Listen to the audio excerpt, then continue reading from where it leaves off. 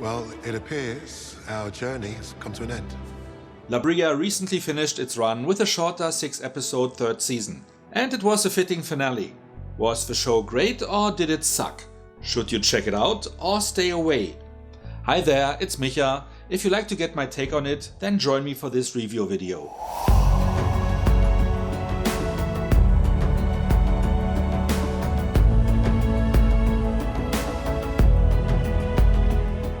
The show starts in Los Angeles, which made me think at first the title was actually LA Brea, where a gigantic sinkhole opens at the Brea tar pit site and swallows people, cars and even buildings.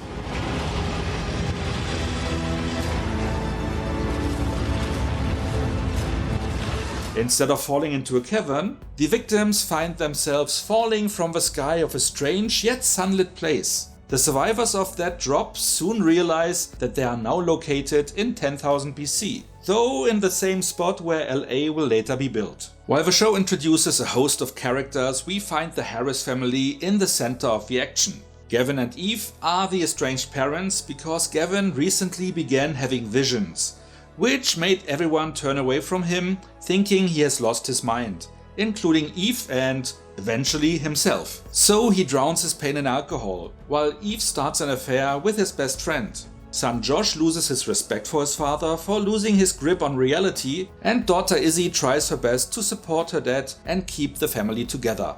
With the family already torn, Eve and Josh are trapped in the past, and Gavin and Izzy try to find a way to get Eve and Josh back home. While doing so, they discover that the sinkhole is actually a portal through time, and realize that Gavin's visions are in fact feeding him details from 10,000 BC. Will they find a way to save Eve and Josh? What happens in 10,000 BC and what dangers awaits the survivors?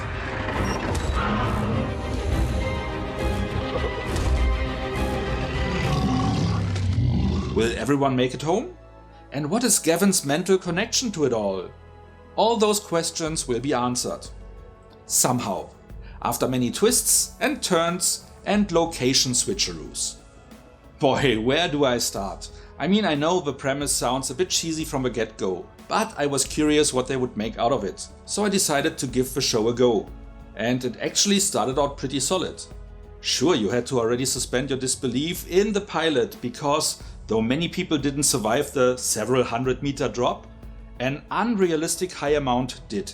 There were also the usual issues, like the number of survivors never really given, but it was implied that there were at least 100. But when you saw them all together, it looked like 24 at most. Yet there were enough nameless red shirts to die whenever the show's story requires it. I was willing to accept that, because the story initially was engaging enough. There were also some issues with the lead actors. For instance, the backstory of daughter Izzy involves an accident for which mother Eve blames herself, and where Izzy lost a leg. And while I do appreciate the fact that they cast an actor with a prosthetic leg in her role, they seem to have just concentrated on that. For both actors playing the Harris kids, both apparently in their late teens, early 20s, this was their first big role apart from 2 or 3 bit parts in single TV show episodes or short movies. So it is forgivable that they weren't the best thespians yet, and they both got better over the course of a series. All the while, more experienced players were struggling as well, and there were several that felt like being recruited from soap operas. Standing out among those, at least for me, was the lead actor playing Gavin, who became less convincing as the show progresses. I have an idea. Let's go. That though may be due to the fact that his character was not so much developing than running in circles. Maybe he struggled with the script the same way we, the audience, did too. But I'm getting ahead of myself. Back to the acting. Natalie Z?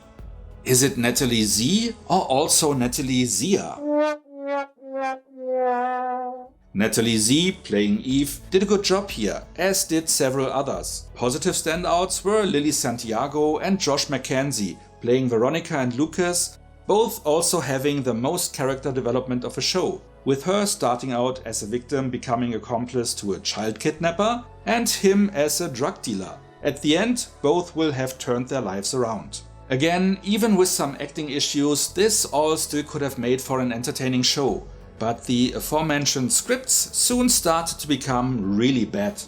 The show was getting more and more convoluted with plotlines that felt like being created by either a first-generation AI or by using Mad Libs. Characters were acting like no normal human being would behave, to the point of pure stupidity. Plotlines looked way too constructed, just there to conveniently move the plot from point A to point B.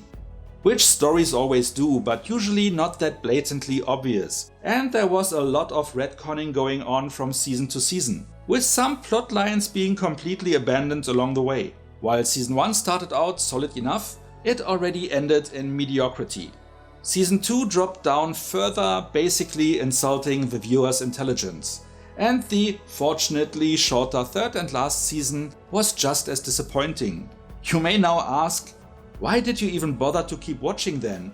And that is a fair question. Well, I guess every person has at least a bit of OCD in themselves. Mine is most prominent in my need to finish what I started and being a completist. Why do you care about that? It's hard for me to stop watching shows I'm invested in, though I did manage it from time to time in the past. I might have jumped ship here too if the last one would have been a full season, but knowing it was just 6 more episodes, I dove in, almost hate watching it, which can also be kind of fun. I do appreciate the show ending naturally though, as nothing is worse than being cancelled on a cliffhanger, no matter how good or bad the series was. So with just 6 episodes to go, you would expect them to be laser focused on getting straight to the end. But no, more unneeded plot points and fluff, so the finale still felt rushed. In the end, most things used to wrap the show up were just Deus Ex Machina plot devices. Items and instances conveniently introduced out of nowhere, just to smoothly tie things together. There it is. This is it. A new big bad was also introduced out of the blue, being one of the blandest casting choices ever. And the heroes even proactively saved their daughter for no other logical reason than to be able to kill off the villain without any repercussions, other than the viewers face-palming themselves violently about that notion. In a nutshell, the plot was a real shit show, which is fitting because... well, let's not go there, as I always try to be fair and as objective as possible in my reviews. And in this one I was already meaner than usual. And with that being said, let's get to the rating.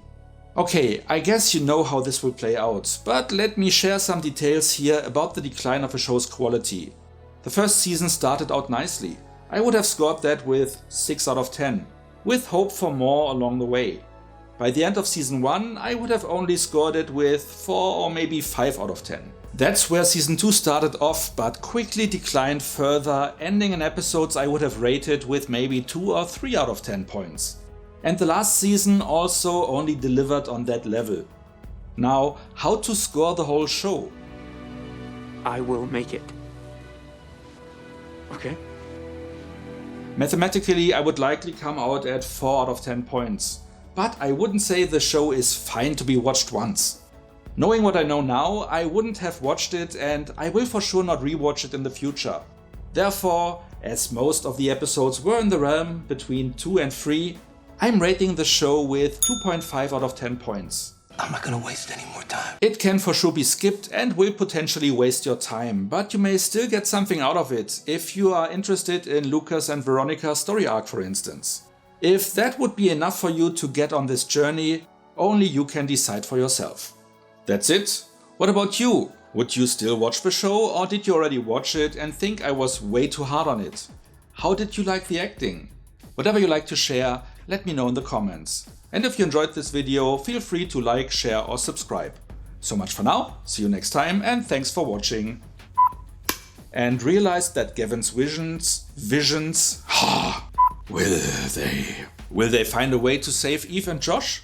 And while I do appreciate the fact that they cast an actor with a prosthetic leg, Lily Santiago and Josh Mackenzie playing